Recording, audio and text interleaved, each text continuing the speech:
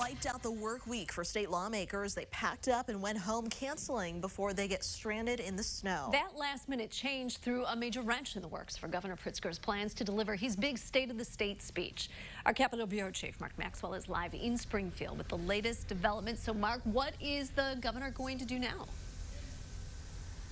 Jennifer, the grand stage was set here in the House before that election year's State of the State, but alas, the snowstorm's stiff arm caused them to change their plans. Instead of spending the night before the big speech here rehearsing their lines like a governor would normally do, he and his closest aides went scrambling around town trying to find a backup plan.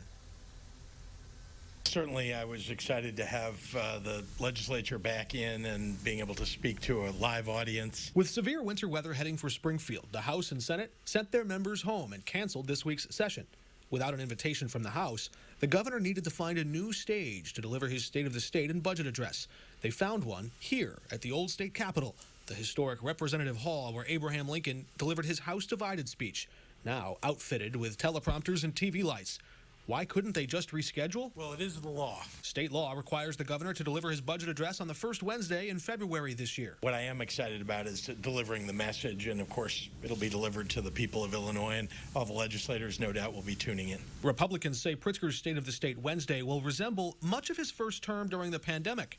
A one-man show. That he continues to operate so unilaterally, I think, is problematic for democracy in general, especially when we appear week after week. The legislative leaders appear to continue to be stifling debate. We're not allowing people in the building. We're canceling session. Senate Minority Leader Dan McConkey said the State of the State is mired in crime, corruption, and concerns over cost of living. Those are the big three things that the governor needs to address.